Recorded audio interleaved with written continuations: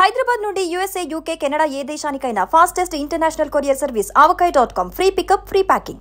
నమస్తే, welcome to Suman TV. నేను మానస. ఈ రోజు మనతో పాటు ఉన్నారు డాక్టర్ జి కిరణ్ గారు, senior physician, diabetes counsellor and consultant. వారితో మాట్లాడదాం. రీసెంట్గా మనం న్యూస్లో చూసాము, మటన్ తినడం వల్ల ఒక ఫ్యామిలీలో ఒక పర్సన్ చనిపోయారు, 7 సీరియస్గా ఉన్నారు. నిజంగా నాన్ వెజ్ తినడం ఇంత సీరియసా? అసలు తినకూడదా, తినొచ్చా? ఇలాంటి విషయాలన్నీ డిస్కస్ చేద్దాం. డాక్టర్ గారు నమస్తే అండి. నమస్కారం. ఈ న్యూస్ చూసిన తర్వాత చాలా మంది నాన్ వెజ్ లవర్స్లో ఒక భయం మొదలైపోయింది. అసలు నాన్ వెజ్ తినకూడదా, తింటే నిజంగా చనిపోతారా? ఎంత సీరియస్ విషయం అసలు. ఒక ఫ్యామిలీలో ఒక పర్సన్ చనిపోవడము, అలాగే ఫ్యామిలీలో మిగతా 7 హాస్పిటల్లో సీరియస్ సిచ్యువేషన్లో ఉన్నారు. ఓన్లీ వాళ్ళు మటన్ ఫ్రిడ్జ్లో పెట్టుకొని తినడం వల్ల ఇంత పెద్ద సీన్ జరిగింది. డాక్టర్ మీరేమంటారు? అంత డేంజరస్ అంటారా ఈ నాన్ వెజ్ కావచ్చు, మటన్, చికెన్? మీరు అడిగిన క్వశ్చన్ని నేను కొంచెం చిన్న కరెక్షన్ చేసుకుంటా. ఓకే. మటన్ తినటం వల్ల చనిపోవటం కరెక్ట్ కాదు. ఫ్రిడ్జ్లో పెట్టిన మటన్ తినటం వల్ల ఆసుపత్రి పాలయ్యారు అనేది కూడా కరెక్ట్ కాదు. క్వశ్చన్ ఏంటంటే, చెడిపోయిన మటన్ తినటం వల్ల ప్రాణాపాయం జరిగి ఉండొచ్చు. కుళ్ళిపోయిన మాంసం ఫ్రిడ్జ్లో పెట్టడం వల్ల, లేదా ఫ్రిడ్జ్లో మాంసం ఫలానా కారణం వల్ల కుళ్ళిపోవటం వల్ల, సో కుళ్ళిపోయిన మాంసాన్ని సేవించడం వల్ల అనారోగ్య పాలు అయి ఉండొచ్చు. ఇది కరెక్ట్. అంటే మొత్తానికి ఫ్రెష్ మటన్ తినడం వల్ల అంత ప్రమాదం ఏం లేదే అంటారు. ఇటీవల ఏమైపోయిందంటే, ఒకటి ఫ్రిడ్జ్లో మనం కొన్ని వస్తువులను ఇక్కడ వస్తువులు కూడా పెడుతూ ఇక్కడ ఆ మటను ఎంతకాలం ఫ్రిడ్జ్లో ఉండింది, లేదా వీళ్ళు తెచ్చిన మటన్ ఫ్రెషా కాదా, లేదా ఫ్రిడ్జ్లో ఏదన్నా ఆల్రెడీ ఇంకొక చెడిపోయిన పదార్థం పక్కన ఉండటం వల్ల అది దీనికేమన్నా సోకిందా. సో కొన్నిసార్లు ఫ్రిడ్జ్లో కూడా ఫంగస్ ఉండే ప్రమాదం ఉంది. ఇప్పుడు మనకు సాల్మోనెల్లా అని చెప్పి కానీ, లేకంటే క్లాస్ట్రిడియం బొటిలినం అని కానీ, లేకుండా ఉంటే ఇతర టాక్సిన్స్ కలిగించే ప్రమాదం ఉన్న, అంటే చెడిపోవటం, కుళ్ళిపోవటం. మనకు కరెక్ట్గా చెప్పాలంటే బేసిక్గా కుళ్ళిపోవటం అనమాట. లైక్ ఈవెన్ స్టాఫిలోకోకస్ ఇట్లాంటివన్నీ ఏదన్నా అందులో బ్యాక్టీరియా కానీ ఇలాంటివి ఏర్పడినప్పుడు టాక్సిన్స్ ఏర్పడతాయి. ఈ టాక్సిన్స్ ప్రాణానికి ప్రమాదకరం అనమాట. Food infection, exactly food infection అవ్వటం, ఆ తర్వాత నాజియా, వామిటింగ్ అవ్వటం, లేకుండా ఉంటే తీసుకున్న వ్యక్తి ఆరోగ్యం స్టేటస్ ఏంటి, దీనివల్ల ఇది ప్రమాదం జరుగుతుంది. అంటే ఇతరత్ర హెల్త్ ప్రాబ్లమ్స్ ఉన్నప్పుడు ఇది ఇంకొంచెం సీరియస్ అవ్వచ్చు అంటారా? అంతే, కొంచెం యాడ్ ఆన్ అవ్వచ్చు. బట్ ఏదైనా కూడా మనం తినే ఆహారం కరెక్ట్ అది కానప్పుడు మన ఆహారం మన ఆరోగ్యానికి ప్రమాదకరం. మనం జీర్ణించుకోలేనిది ప్రమాదకరమే, లేదా అతిగా తీసుకుంటే జీర్ణించుకోలేనిది ప్రమాదకరమే. అలాగే కుళ్ళిపోయినది తీసుకున్నా కూడా పాయిజనస్సే, మనకు విషంతో సమానమే. సో ఇప్పుడు నేను చెప్పిన ఇన్ఫెక్షన్స్ వల్ల, అంటే ఈ మాంసం కుళ్ళిపోవటం తద్వారా ఏర్పడేది ఏదైనా కూడా చాలా ప్రమాదకరం అండి.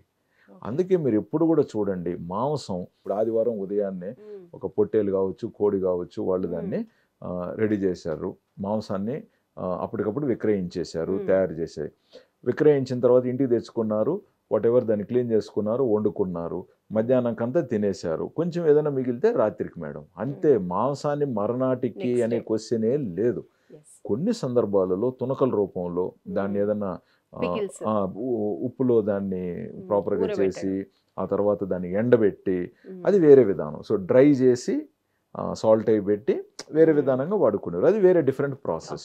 మటన్ తినటం వల్ల ఒక వ్యక్తి చనిపోయినాడు అనేది కాదు, చెడిపోయిన మాంసం తీసుకోవటం వల్ల ఒక మనిషికి ప్రాణం పోయింది. సో చెడిపోయిన మాంసం ఎందుకుంది, ఎక్కడి నుంచి వచ్చింది, ఇప్పుడు ఎందుకు చెడిపోయింది, ఇది యాక్చువల్ ప్రశ్న. ఇటీవల మనం పేపర్లో కూడా చూసాము, తనిఖీలు చేశారు. ఉదాహరణకి హోటల్స్లో వాళ్ళు ఇంట్లోకి వచ్చి తనిఖీలు చేయలేరు కదా. సో హోటల్స్లో చేసినప్పుడు చాలా సందర్భాలలో మాంసము ఎక్కువ కాలంగా స్టోరేజ్ అయ్యింది, లేదా ఫ్రిడ్జ్ టెంపరేచర్ కంట్రోల్ కరెక్ట్గా లేకుండా స్టోరేజ్ అయ్యింది, లేకంటే కరెంటు వెళ్ళి వస్తుంది కానీ ఫ్రిడ్జ్కి పవర్ సప్లై స్టేబుల్గా లేవటం వల్ల ఇట్లాంటివన్నీ అని చెప్పేసి కూడా చాలా మనకు వెలుగులోకి వచ్చాయన్నమాట. సో ఈ పర్టికులర్ అంశానికి మనకు డెప్త్ డీటెయిల్స్ తెలియవు కాబట్టి, సో మాంసానికి భయపడాల్సిన అవసరం లేదు. ఎవరైతే మాంసం తీసుకుంటున్నారో వాళ్లకు మాంసం ద్వారా ఆరోగ్య లాభాలు ఉన్నాయి, మ్మ్. లైక్ ఐరన్ కానీ లేకపోతే ఇంకా పౌష్టిక విలువలు, పౌష్టిక. ప్రోటీన్ కానీ ఇవన్నీ మనకు మాంసం తీసుకునే వాళ్ళకి మాంసం ద్వారానే లభిస్తాయి అన్నమాట. ఓకే. మంచి మాంసాన్ని సేకరించండి, ఓకే, ఫ్రెష్. ఫ్రెష్గా వీలైనంత వరకు ఫ్రెష్గా తీసుకోవటానికి ట్రై చేయండి.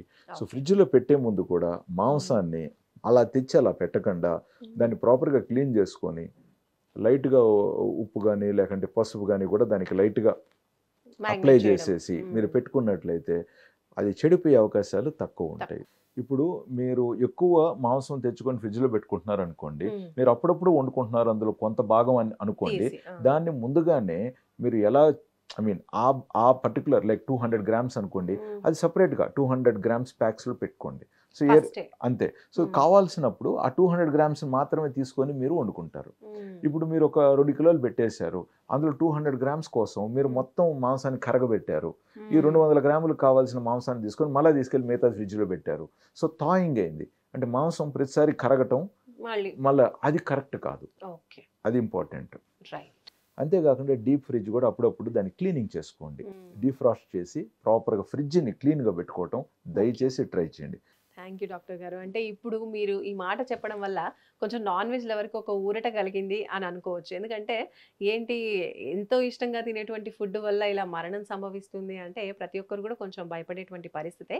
అయితే ఎలాంటి పరిస్థితుల్లో మనం తినేటువంటి ఆహారం విషంగా మారుతుంది అనేది ఒక క్లారిటీ డాక్టర్ గారు మనకి ఇచ్చారు.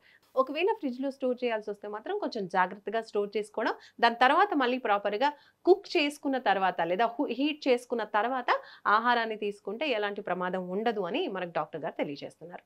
చూస్తూనే ఉండండి సుమన్ టీవీ. నమస్తే.